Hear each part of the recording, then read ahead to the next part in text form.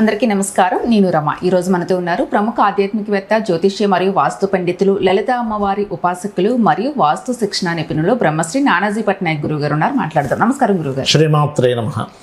గురుగారు, ఆగస్టు నెలలో వృషభ రాశి వారందరికీ ఈ విధంగా ఉండబోతుంది. తప్పకుండా అమ్మ. ఫస్ట్ ఆఫ్ ఆల్ ఏంటంటే శుక్రుడు పంచమంలో ఉంటున్నాడు నీచబడి. సో శుక్రుడు పంచమము, రెండవ స్థానంలో ఈ రవి బుధుడు అంటే బుధుడు యొక్క సంబంధం కలిగి ఉంది. అది ఆ బుధుడు కూడా కొంచెం బుధుడి దగ్గర కుజుడు చేరుతున్నాడు, రాశిలో ఉండేటువంటి కుజుడు. అండ్ మూడో స్థానంలో ఒక యోగం అంటే జీవాత్మ సంయోగం కలుగుతుంది, చతుర్థంలో కేతువు. అయితే ఈ మిగతా దశమంలో రాహు, లాభంలో శని మంచి వాళ్ళు వీళ్ళకి. అయితే ఈ గ్రహాల యొక్క స్థితి వల్ల వీళ్ళకి కలిగే ఫలితాలు, ఏ దేవత ఆరాధన చేసుకోవాలి, ఎటువంటి విషయాల పట్ల జాగ్రత్తగా ఉండాలనేటువంటి అంశాలు చెప్తుంది నేనైనప్పటికీ చెప్పిస్తుంది సాక్షాత్ లలిత అమ్మవారిగా భావిస్తూ. ఇక్కడ ఏంటంటే శుక్రుడు ఎప్పుడైతే లగ్నాధిపతి నీచంలో ఉంటున్నాడో నిర్ణయాల విషయంలో చాలా జాగ్రత్తగా ఉండాలి, డెసిషన్ మేకింగ్ విషయంలో. అందులోనే ముఖ్యంగా వివాహ నిర్ణయాలు, ప్రేమ వ్యవహారాల నిర్ణయాలు. సినిమా ఫీల్డ్లో ఉంటుంటారు కొంతమంది, సినిమా సంబంధించిన నిర్ణయాలు తీసుకునేటప్పుడు, ఏదైనా ఫ్యాషన్ రిలేటెడ్ సంబంధించిన వ్యాపారాలు చేయబోతున్నారు అంటే బ్యూటీ పార్లర్స్, ఇట్లాంటి నిర్ణయాలు తీసుకునేటప్పుడు ఖచ్చితంగా జాగ్రత్తగా ఉండాలి.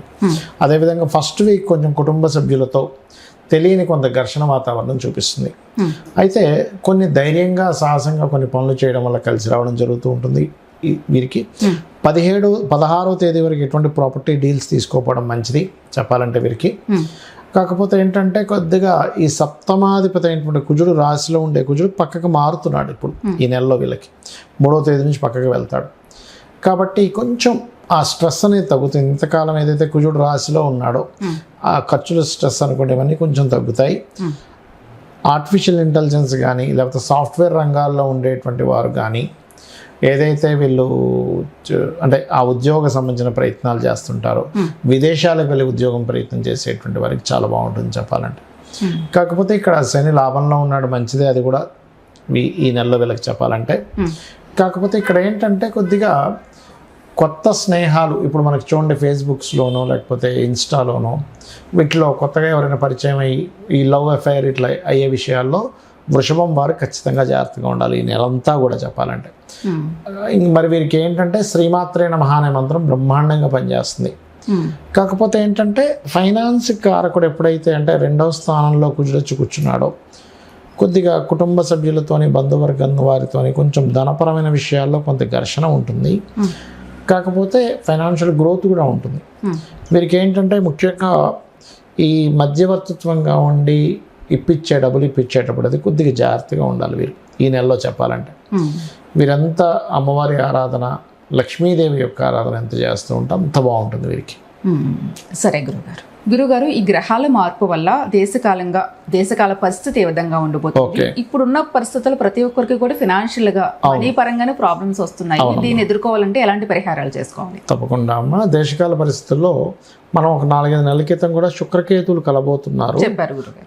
దానివల్ల స్త్రీలకు ఇబ్బంది అని చెప్పుకున్నాం. మీరు కనుక మనం చూస్తే రాజస్థాన్లో పాపం 30 మంది ఒక అమ్మాయి, 13 ఏళ్ళ అమ్మాయి మీద అఘాయిత్యం చేశారు. ఈ కాంబినేషను ఆగస్ట్ ఎండింగ్ వరకు ఉందమ్మా. ఎందుకంటే ఒకటి శుక్రకేతువులతో కలిసి ఉంది.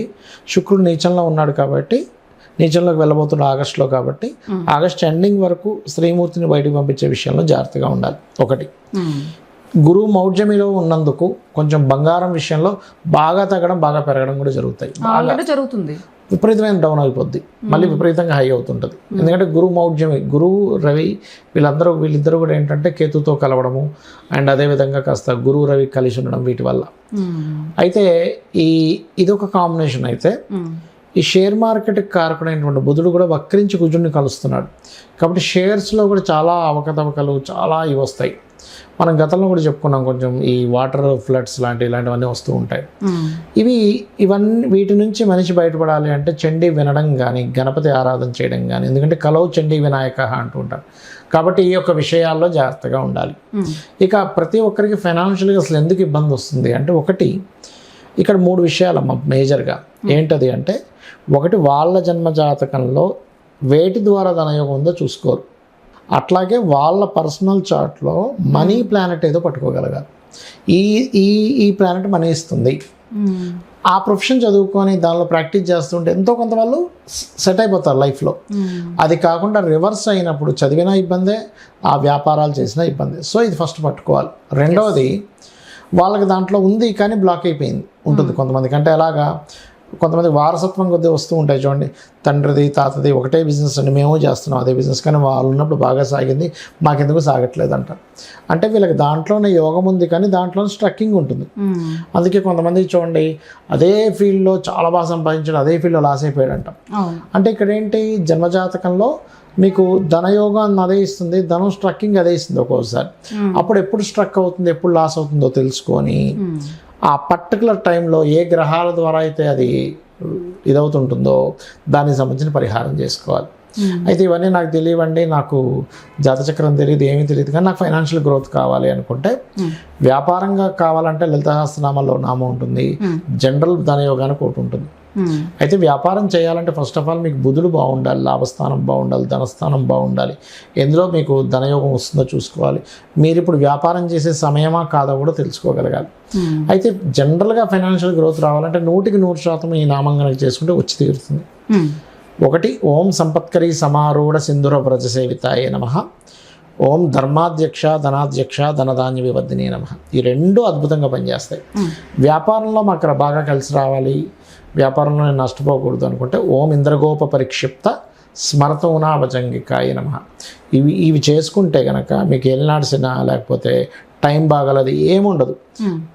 అవి ఇచ్చే నష్టం అంటే ఎగ్జాంపుల్ ఒక నష్టం కలగాలి కర్మ కొద్దీ కలుగుతుంది, కానీ దానికంటే ఆదాయం ఎక్కువ ఉంటుంది. ఇప్పుడు ఒక సడన్గా 10,000 ఖర్చు వచ్చింది అనుకోండి అమ్మా, 10,000 శాలరీ వాడికి కష్టం, 10,000 ఖర్చు వస్తాయి, కానీ 10 లక్షల శాలరీ వచ్చేవాడికి అది పెద్ద విషయం కాదు. 1,00,000 ఖర్చు వచ్చినా పెద్ద ఇబ్బంది కాదు. ఇక్కడ ఏమవుతుందంటే అమ్మవారిని పట్టుకోవడం వల్ల మీ హోదా మీ స్టేటస్ ఎప్పుడైతే పెరిగిందో ఖర్చు అనేటువంటి నథింగ్ అయిపోతుంది. అట్లా మీరు చేసుకోవచ్చు.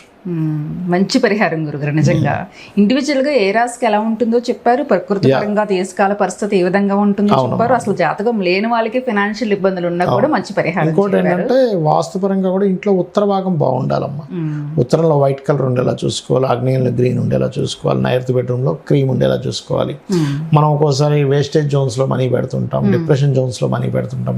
కొంతమంది తాకట్టుకు వెళ్ళిపోయింది బంగారం అంటుంటారు. డిప్రెషన్ ఆర్ వేస్టేజ్ జోన్స్లో మనీ బంగారం పెట్టడం వల్ల కూడా అవుతూ ఉంటుంది. ఇవన్నీ ఫైనాన్షియల్ గ్రోత్ కి సంబంధించి చాలా బాగా చెప్పారు గురుగారు. అందరికీ ఉపయోగపడేటట్టు చెప్పారు. నమస్తే. శ్రీమాత్రే నమః.